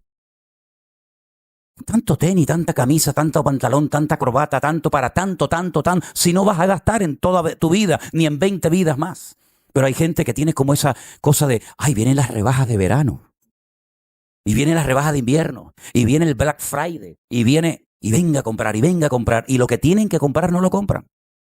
Entonces no te quejes el día de mañana cuando vayas al supermercado, como pasó en Venezuela, y no tenían ni papel higiénico. No tenían nada. Y hay lugares hoy en día que ni con dinero, y hablo por ejemplo de Cuba, que ni con dinero ya puedes comprar cosas indispensables para la vida. No, es que vivimos en Europa, nosotros somos diferentes. Ya. Eso también decían los venezolanos cuando dijeron, a nosotros nunca nos va a pasar lo que les pasó a los cubanos. Y Cuba era un paraíso, hermanos. Cuba era un lugar maravilloso donde fueron mis bisabuelos en un barco de vela. Y llegaron a Cuba y tenían trabajo mis abuelos, mi abuelo. Y después se fueron a Venezuela porque eran países maravillosos, donde se ganaba dinero y se vivía de maravilla. Y sin embargo después tuvieron que venirse con lo opuesto, prácticamente, para salvar la vida. Entonces la vida puede dar tantos cambios. Miren, hermanos, Irán ha amenazado a los países limítrofes, como por ejemplo Arabia Saudita, y ha dicho, si nos atacan a nosotros y no podemos vender nuestro gas y nuestro petróleo, que podrían vivir como maravilla los persas, los iraníes, vamos a atacar a Arabia Saudita, vamos a atacar a Kuwait, vamos a atacar a todos los países para que todo el mundo se quede sin gas y sin petróleo. Imagínense al punto que hemos llegado. Porque hoy en día es mucho más que amenazas. Antes se peleaba con palos y piedras. Después se pasó a la espada. De la espada se pasó a la dinamita. De la dinamita se pasó a los bazocas, a los tanques de guerra y a los aviones. Pero ya hemos llegado al límite, ya no hay más. Albert Einstein dijo, si hay una tercera guerra mundial, la vamos a tener que terminar peleando con palos y piedras. Porque nos vamos a matar y nos vamos a destruir a todos. Entonces la única protección segura es nuestro Dios. No son tus ahorros, no es tu casita. Nuestra seguridad está en el Señor. No hay tiempo que perder. Hay que buscar más de Dios. Y termino diciendo lo que dije anoche, por si no lo saben. Arriba en el monte Moriah, donde estaba el templo de Jerusalén, hoy en día no hay templo, ya eso lo saben, ¿no? Hay una cúpula enorme que se llama la cúpula de Omar. Debajo de la cúpula hay una roca que es así gigante, como todo este salón más o menos, que fue el altar donde Abraham subió a su hijo Isaac para sacrificarlo. Se llama el domo de la roca. Los judíos dicen que ese es el centro, el ombligo de la tierra. Bueno, al lado hay una mezquita más chiquitita que se llama la mezquita de Al-Aqsa, donde están los famosos mártires de Al-Aqsa, los que se están preparando para ser hombre bomba, ¿sí? En esa explanada, durante años, los judíos no podían subir porque subías y te mataban. La primera vez que yo subí, lo primero que hacen es arrancarte cualquier símbolo religioso que no tenga que ver con el Islam. Te tiran la Biblia, te rompen cualquier anillo con algún versículo bíblico, una estrellita de David, una cruz, lo que sea, todo eso lo rompen. Pero podíamos subir. Pero ahora esa prohibición de poder subir los judíos arriba a orar ya se ha quitado. Eso es un milagro. ¿Qué es lo que están pensando muchos judíos? Se están preparando y armando hasta los dientes para que en cuestión de poco tiempo suba un montón de ellos arriba con un altar portátil que han construido para comenzar a ofrecer los primeros sacrificios antes de hacer el templo. Pero ellos saben que ese lugar, por la religión que se ha practicado, por las cosas que se han hecho allí, por ejemplo, se han plantado muchos árboles, cosa que estaba totalmente prohibida, porque allí era donde se colocaban los ídolos, ese lugar está contaminado. Y según el Antiguo Testamento, un capítulo del libro de Números, la única manera de limpiar, de santificar, de preparar un lugar para que se hagan sacrificios para el Señor, es matando un animal que en hebreo se conoce con el nombre de la pará adumá. Una vaca colorada o roja o pelirroja, llámenlo como quiera. Una vaca que no puede tener ni un solo pelo negro o blanco o de cualquier otro color. Tiene que ser perfecta. De hecho, hasta la examinan con lupa para ver si hay un solo pelo, ya no sirve. Ya tienen 3 perfectas, preparadas para ese momento. Ya tienen un altar portátil y ya hay más de 1500 coanín o levitas preparados para en cualquier momento subir arriba y hacer sus sacrificios y su templo. Cuando a mí me dan esta información hace una semana o 10 días desde Jerusalén, un judío ortodoxo, pero creyente, yo le digo, se va a armar una terrible. Dice, a mí me propusieron el poder subir armado para tomar posesión de ese lugar y me negué. Porque como me dijo él a mí, las armas de mi milicia no son carnales, sino poderosas en Dios.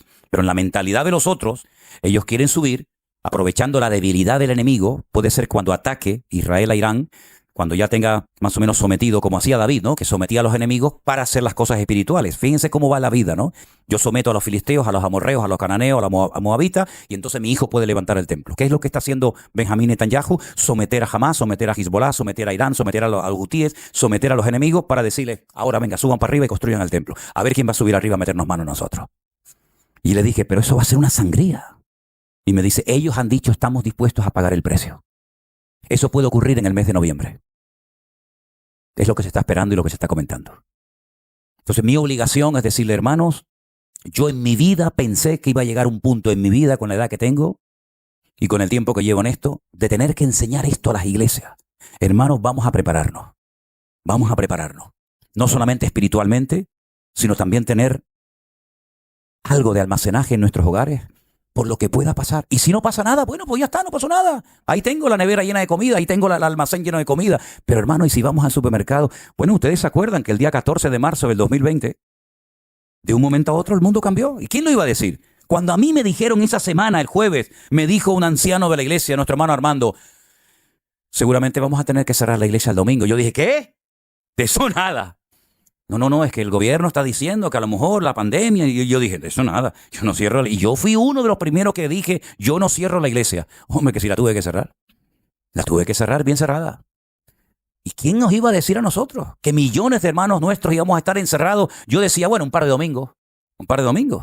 Tuvimos bastante tiempo, y luego después, uno aquí, otro allí, otro para allá, no me toques, no estornudes, y cuando alguien estornudaba, hacíamos, cuidado. Yo me acuerdo cuando sacaba el perro de paseo, que ya el pobrecito ya no daba más porque lo paseaba todo el día el perro. Iba así. ¿Verdad? Los vecinos decían, déjame el perrito un ratito para salir. El perro ya decía, ya no me saques más. Algunos hasta compraron peluches de esto y sacaban el peluche por la calle para coger un poco el aire. Me acuerdo cuando salía con el perro que venía uno allá en la esquina y hacía, y hacíamos, y salíamos corriendo. Eso pasó el otro día, ya lo hemos olvidado. Y yo recuerdo que algunos hermanos oraban y decían, hay que orar para que pronto vuelva la normalidad.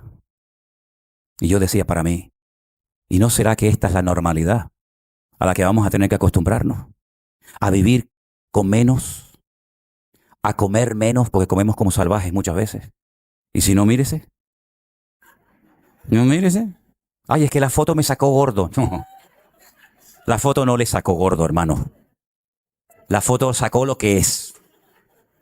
Algunas cuando se hacen alguna foto conmigo, algunos hermanos dicen, hermana, sáqueme guapa. Y yo la miro así y digo, hermana, la cámara no hace milagros, hermana. Entonces, hermanos, estamos viviendo tiempos peligrosos, tiempos difíciles, tiempos donde cualquier cosa puede ocurrir en cualquier momento. Y creo que mi deber como creyente es advertirles de que las cosas no van a mejorar. ¿Qué más quisiera yo? El Señor dijo que por haberse multiplicado la maldad, el amor de muchos se enfriará. Porque va a haber muchos cristianos que no fueron hombres de oración, que no fueron hombres de palabra, que no fueron personas consagradas, que no van a aguantar la presión. No la van a aguantar. Va a haber momentos en Europa que te van a decir, ¿usted qué religión practica? Soy cristiano, aquí no pueden trabajar cristianos. Ya está pasando en algunos países, ¿eh? En algunas universidades ya están preguntando, y hablo de Estados Unidos, no hablo de Burundi, hablo de un país como Estados Unidos, el país de la libertad, que ya te están preguntando cuando vas a Yale, a universidades importantes, ¿qué religión practicas? Y depende de la religión que practiques, depende de cuáles sean tus creencias, puedes o no estudiar en esa universidad, aunque tengas que pagar miles y miles de dólares por estudiar en ella. Al punto ese hemos llegado, queridos hermanos. Y llegará el momento que dirán, cristianos evangélicos aquí no trabajan. Ya le pasó a Elena hace años, que en un lugar, cuando dijo que era cristiana evangélica, le dijeron, coge tu maleta y vete, aquí no puedes trabajar más. Ni siquiera le dejaron entrar. Entonces, hermanos queridos, no se hagan a la idea de que vamos a ir a un mundo mejor, sino todo lo contrario, el mundo se va a poner cada vez peor y lo estamos viendo. Uno dice, bueno, ¿será que a lo mejor en Ecuador, en México, en Bolivia, hermano, en todas partes hay corrupción, hay inmoralidad? Es un relajo el mundo, se ha perdido completamente el norte en todos los sentidos. Que el Señor nos ayude a estar preparados. Yo ahí les doy el mensaje, a ustedes ya son mayorcitos y saben lo que tienen que hacer. ¿Hay alguna pregunta acerca del mensaje, acerca de la enseñanza en esta mañana, que ustedes aprovechando esta oportunidad